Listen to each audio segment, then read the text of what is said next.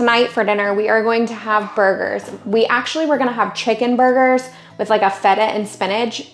My store didn't have any chicken, so we did ground turkey. It'll be turkey, it'll be totally fine. Before we actually get started on making the burgers though, I'm gonna make the sauce that's gonna go with the burgers. So I've got some cream cheese here and it's slightly softened, which is about what we want. So we need about 4 ounces of cream cheese. I'm probably gonna go a little less on that. It's probably like 3, just because I need the cream cheese for bagels tomorrow morning. And to that, we're gonna take feta cheese and add about 2 ounces.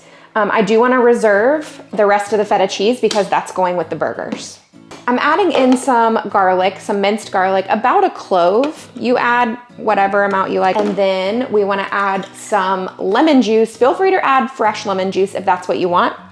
Just about a tablespoon.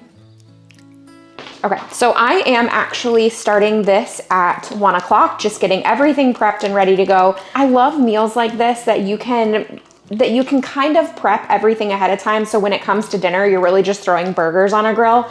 So the main reason that I'm prepping this now is because I am making dinner for my church tomorrow night. So tonight I will be making all of the stuff for that. So we've got here just some like feta spread. Feel free, like I said, we're fine with it kind of being thick like this, but feel free to puree it so that you have a nice whipped consistency to this. That's totally fine too. You guys know that we love appetizers. If you haven't seen my video where I make whipped feta, it is so incredibly good. And this is very similar to some of the flavors that are in that. There's a couple other things in the whipped feta that, oh my gosh, like even just thinking about it, I'm like, should I just make some of that right now? Because it is so good. I'll have that video linked because you don't wanna miss it. It is so delicious. So this is ready to go. This is gonna be our feta spread.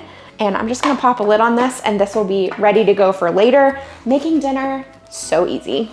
Meals like this to me are so convenient because you can make them hours ahead. Most of this kind of stuff you can make a couple days ahead. So if you're not really the person that is home during the week and you don't have time to prep a 30-minute thing and then cook for another 30 minutes, make a day like Sunday afternoon, Saturday afternoon, something like that, and prep a bunch of this stuff. And then you have it throughout the week, and that is so fantastic. You guys already know how much I like freezer meals, but even just like batch cooking, prep ahead cooking, it's all so helpful. All right, the next thing that we're gonna make to go with dinner tonight is a tzatziki. And y'all, I know that I ordered dill. You know when you're 100% sure that you ordered something? I'm like 99% sure. Anyway, so we're out of dill, so I'm gonna be adding that into this recipe, but I wanna go ahead and make everything else. I will run out and grab some dill because you can't make tzatziki without dill. Okay, this recipe that I use, it's just kind of one that I've worked on over time. So I'll have this whole recipe linked in the description box, but I do like to add a couple things to our tzatziki. Feel free to do that or not do that. We'll open up a new Greek yogurt. Y'all, we don't play with Greek yogurt in this house. We go through quite a bit of it. Okay, so we always make at least a cup of tzatziki. So I'm starting with a cup of Greek yogurt. And this is non-fat, but feel free to use full-fat Greek yogurt. That's totally fine. I like to add in about a tablespoon of red wine vinegar. I feel like there's something about red wine vinegar in this recipe that adds, it takes that flavor over the top. I'm gonna add in the little bit of dill that we have left because I'm gonna go get some more. And overall, I will probably, no joke, use about a tablespoon of dill. It might be excessive, but it's a flavor that we love so much, so I'm fine adding a little bit more in there. I like to add about a tablespoon of oil. This is avocado oil, but feel free to use olive oil. Add in about a tablespoon of lemon juice. I always add about a half teaspoon of salt. Feel free to add, more, less, and you can also add pepper too. That's another great thing to add in there. We do need to put some minced garlic. I'm really gonna have to, I really placed a grocery order, I promise. I don't know what happened this week. I don't think I checked the fridge very well before placing that order. Raise your hand in the comments if you do the same thing, because this girl, although I try and plan, I'm pretty good at planning what we're gonna have for the week. I feel like it's pretty frequently that we're missing an essential item. All right, let's mix this up so that it's ready to go. And I am going to use my handy dandy cheese grater to grate up this cucumber. Literally my most used kitchen appliance. People ask all the time, do you really use it that often? Oh, another thing that I love about this, you'll be able to see it, I think maybe here. It almost peels some of the cucumber at the same time. I think it's really cool. I don't know if it's supposed to do that, but it's kind of like an unintentional plus about this. But look, not that I care, I actually like the cucumber peel, but it works out fine. Typically the way that I do it is I will dry it off really well if I know that we're going to make a lot of this and it's gonna last us for a couple of days, because then the water kind of separates and it just gets like not as pretty looking. But listen, I know every bit of this is gonna get used tonight, so I wasn't quite as worried about it. But feel free to grate your cucumber into a bowl, pat it really dry with a paper towel or something before putting it in here. So we are good to go on this until I get some more dill. Also, a little trick, buy plastic hair nets. They come in a pack of like 100 billion of them. You'll never need them again. And then bowls that don't have a lid, there you go. Okay, we are going to prep our burgers, turkey burgers in our case. You may want to use frozen spinach. I ordered fresh spinach because I need it for this recipe and another recipe. So I'm completely fine with using fresh, but we're gonna cut it down. Like we're gonna really chop it up, okay? So we're just gonna start the process of chopping. Feel free to cut your stems off, but we're just gonna cut it. We're gonna like dice it up really well. Okay, got a nice chop on this. All right, let's just transfer the spinach here. You need about 4 ounces of spinach.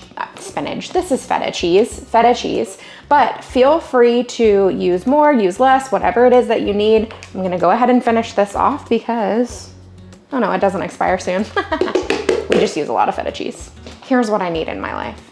A dishwasher. Oh, I mean like an actual physical person just standing here while I make these videos, washing the immense amount of dishes that I go through because I use them and then I drop them into the sink thinking, oh, I'm not gonna need that again. I always need it again. So we've got the feta and the spinach and it actually looks beautiful. I would probably eat it just like this, no joke. I'm gonna add about a 1/4 cup of breadcrumbs to this.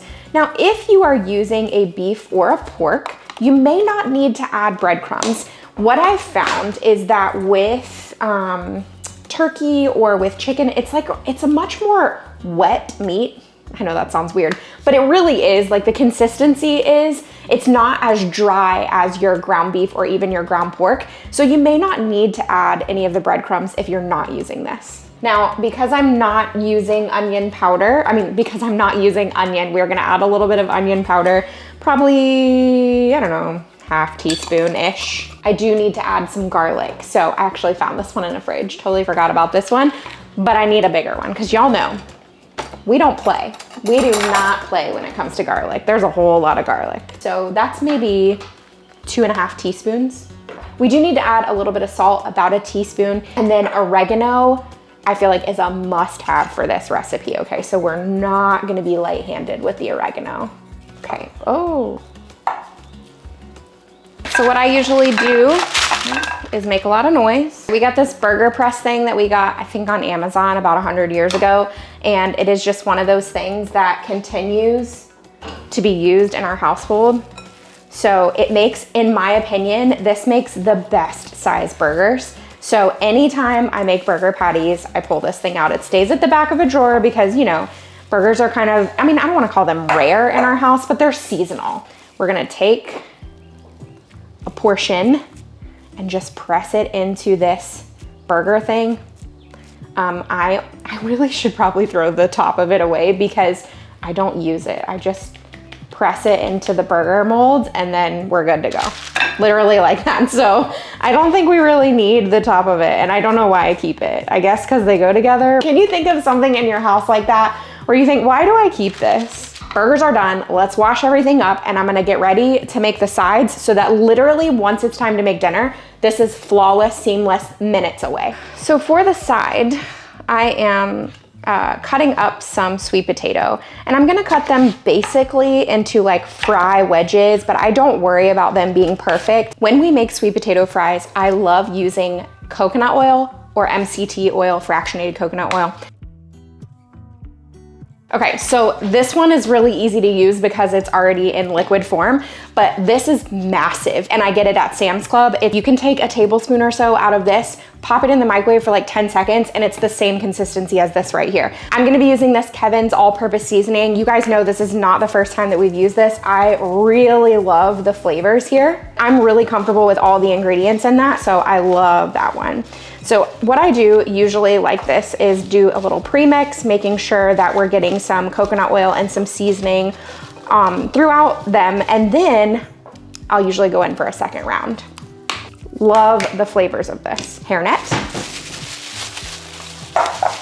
This will go in the fridge until we're ready to make everything. It is laundry day here, and specifically sheet washing day.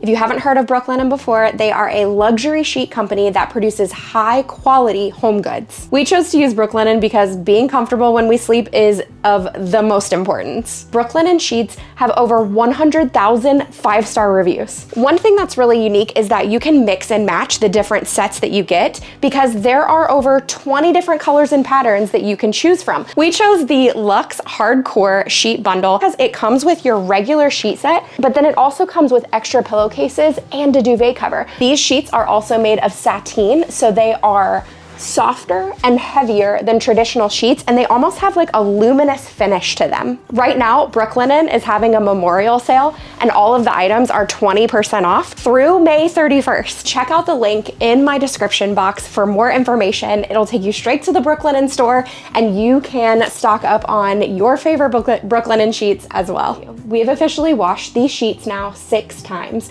and the claim that they get softer with each wash is 100% true. My husband loves these sheets. I mean, loves them. All right, so we needed to come to Trader Joe's to get flowers for Mother's Day, but also you guys know I need dill for the recipe that I'm making this afternoon. Also, my mom works near downtown and we saw this beautiful bouquet of roses, so we're gonna drop them by her work before we head back and make our dinner for the evening. I am gonna cook these sweet potato fries on 380 for about 20 to 25 minutes. We'll test them then and make sure they're done. We also need to get these burgers on the grill. So this is just really simple. We have our grill on about medium heat right now, and we're going to cook these up. To assemble these burgers, we're gonna take a bun. The burgers should be coming in from the grill any second. We're going to take some of that whipped feta spread, and that's gonna go onto the bottom of the bun, like I said. Then we will take a burger on top. I'm gonna put tomato on mine. Feel free to put tomato, lettuce, cucumber, whatever it is that you love. Let's add some of that tzatziki to the top. That would be better with a spoon. And bun on top. And that is it for the burger. The sweet potato fries are about to come out of the air fryer, and that is it. I'm cutting off just a little piece of this burger so that I can try it for you guys. That is insanely delicious. Bold, bold flavors. Oh my goodness, so good. Love the tzatziki on there. You can definitely taste the feta, but the flavoring, everything that's in there, that is so good. Highly recommend. And because I prepped everything earlier, this took like 15 minutes once we got home from the things that we needed to do this afternoon. I mean, y'all, the flavors, this is really good. Oh man, so good. I'm pretty sure that I've actually made this recipe on my channel before, but I think it was on my previous channel when, before I started this one. So we're gonna make it because it is absolutely so delicious. It's so good, you guys. It's so good. A friend of mine actually shared this recipe with me probably 7 or 8 years ago, and the number of times that we have made it since that it's astounding. Now, I am actually making this to take to church tonight, so I'm making a significantly larger portion than what we would normally make for our family of 4. So I'm gonna have the exact directions in the description box. Anytime you're looking for a recipe, go right below this video. You will see it says you'll see my description box. It says read more or see more. You can click on that and you're gonna find tons of information all in that description box. So don't forget, you can always check there. Also, yes, I am aware, if you were here for this, that we recently had a chicken disaster with a baggie, but we're gonna try it again. Just because of the way that this one is made, it's super simple to do it in a baggie, and I'm gonna be uber careful, like just ultra careful and not shake everything up. If you wanna know what I'm talking about, you gotta check out this video right here where one of these bags totally failed me. Now, we are gonna add some honey to this bag, and like I said, I'm gonna add way more honey than you probably would. So I'm adding 15 tablespoons of honey. Normally you would add like 4 tablespoons, so just bear with me, okay? This is gonna take a bit. It's gonna obviously make a lot more sauce than what you would probably make, but we're hoping to get about 20, this is gonna take forever. You know what? It's gonna have to be a guesstimate. Actually, how many tablespoons are in this? 16. Wow, look how convenient that is. So obviously this is a lot of honey and you probably would not use this much. We're hoping to get in between 20 and 25 servings. I've also made a red enchilada dinner that I'm taking, and I have a lot of that, like a lot. But I wanted that to be more traditional and this to be just like an extra little thing that you can choose if you want. All right, so I'm assuming that's pretty close to the whole bottle. That's gonna leave about a tablespoon after it drips back down, so I think that's good. Another thing that we want to add is lime juice. Now, obviously you can juice your own limes, and I have done that with this recipe, but not today, because we need 12 tablespoons. Now, if you wanna make this for 20 people, feel free to do this with me, or you can make this for 20 people and divide it amongst 5 different freezer containers. And then you can, okay, that's 4, hang on. You could divide it amongst 4 different containers and have it in your freezer, and then you have 4 different nights of food. Okay, lots of lime juice. We need chili powder, and we only need about 2.5 tablespoons of this. this is gonna take forever. I'm just gonna guesstimate on this one. We love chili powder, and this is one of those things where when you're making something like this, I almost feel like it's hard to add too much chili powder, but I mean, I'm sure you can add too much.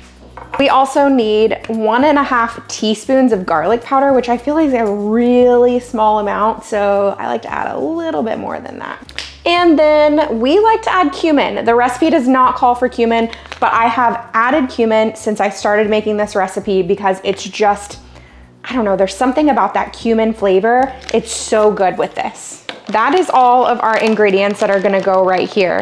Now I'm gonna just try and mix this a bit.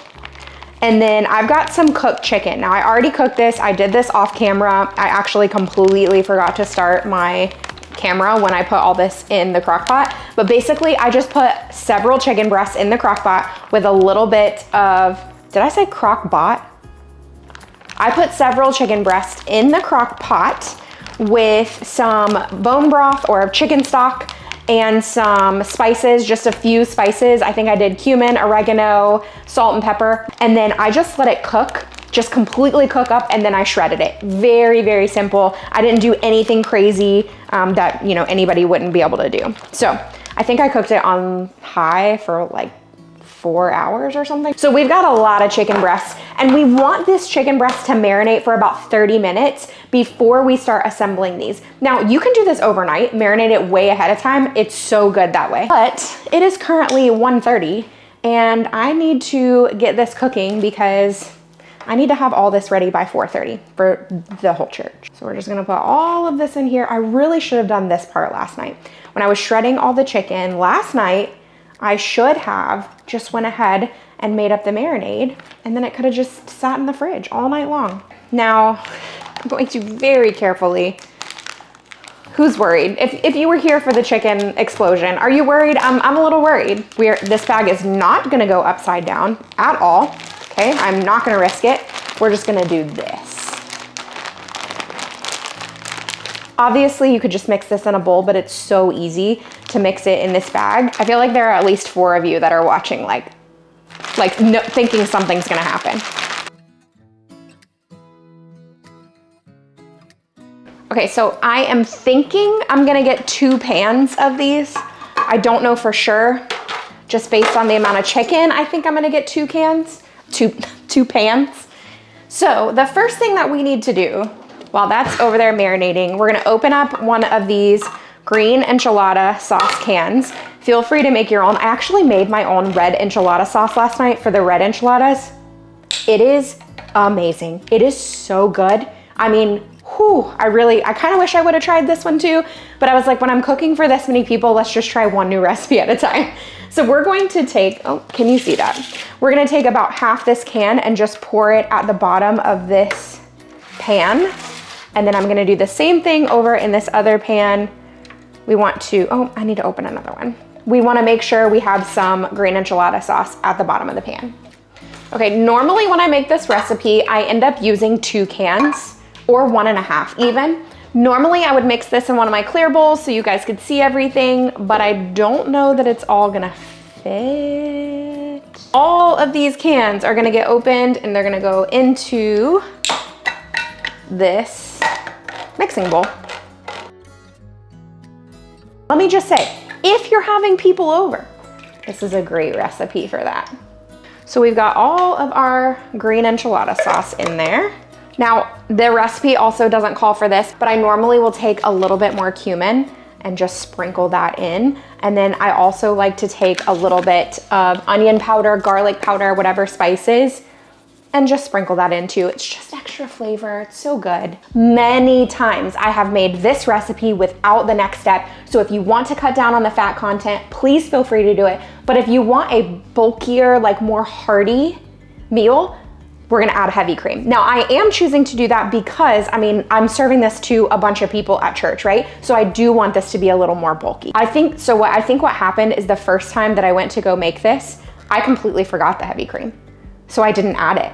And we realized how good it was, how it didn't even really need it. But that the next time we made it and we added the heavy cream, you realize that it just kind of like adds that depth.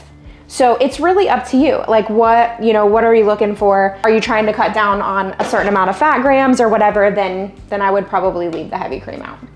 Okay, so we're just gonna whisk this sauce together. So that's mixed. This is what it looks like. I mean, it's just like a white sauce. And this is the part where we start to assemble. So we have our flour tortillas. These are, I think, are a medium size. So lay them out. You're gonna put a little, oh, I gotta get the cheese out. What am I doing? So I'm making somewhat of an assembly line here, okay? So we're going to open up our bag. I might end up putting that in a bowl. We'll see how it goes. Start taking out the chicken and laying it in the tortilla. I'm using flour tortillas for this one. The ones I did last night, I did use the corn tortillas, but you feel free to use whatever you want. Add a little bit of cheese. We're gonna roll it up, lay it in the pan seam side down. I wonder which way I should go. I guess I'll go this way. Lay it in the pan seam side down and repeat over and over again. While I'm doing this, I wanna mention that this is such a perfect meal to make ahead of time. I've done this many times where I will go ahead and assemble all of this the night before or that morning, and then all you have to do is pop this in the oven in the evening. So this is a great make ahead meal. All right, full disclosure, I kinda thought that the chicken was gonna make more.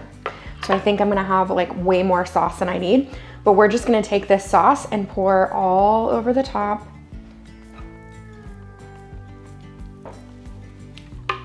I definitely have way more than I need. Like, I probably could have made not half, but a little less. At this point, you can top with the shredded Mexican cheese that we have here, or you can do like I do, and you can find this cotija cheese. I think last time I said it wrong and somebody corrected me, which I'm not hating on that. Like, thank you, because I didn't know how to say it. I'm probably still saying it wrong, but we're going to crumble this on top because I do think it is so good with this cheese, and typically it will crumble really easily. Yeah, you just take it with your hands. Oh my gosh, it's so good. And you're just gonna crumble this all over the top. Oh my goodness. so delicious. So this is going to go in my 350-degree oven, and it is gonna bake for about 30 minutes. You don't have to cover this one. You can bake it uncovered. All right, and that is it. I mean, it's really easy to make. The payoff, it's so good. It's so good. All right, so since I have 2 of these, it might take a little longer, but about 30 minutes or so in a 350-degree preheated oven.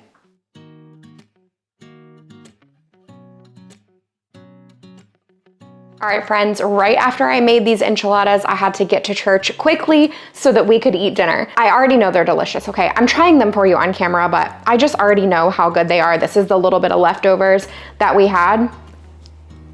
The flavor combination might sound odd, but y'all, they're so good. Let me tell you what happened at church, okay? We had regular red enchiladas, beef and chicken, and then we had these, and you could come through the line and choose whatever you wanted. Several people were passing up the honey lime chicken enchiladas. And so I said to one guy, I was like, come on, you gotta try these. I promise you're gonna like them. He was like, it sounds weird, but I'm gonna try it. 10 minutes later, he comes over, fist bumps me and said, that is one of the best recipes that I've tried. He was like, it was actually way better than the red enchiladas. I think people were just scared because you think honey and lime, like that's kind of an odd combo. You have to try them. I'm telling you, every single person that tried them said these are so good and you're missing out if you don't eat them. They are very, very good, hearty, delicious. Just make them. Our verse today comes from Colossians 3:15. And let the peace of Christ rule in your hearts, to which indeed you were called in one body, and be thankful. Don't forget to check out the link in my description box for Brooklinen sheets and stock up on those while they're on sale. Also, if you need more inspiration in the kitchen, check out the video that I have linked above. You're going to love it.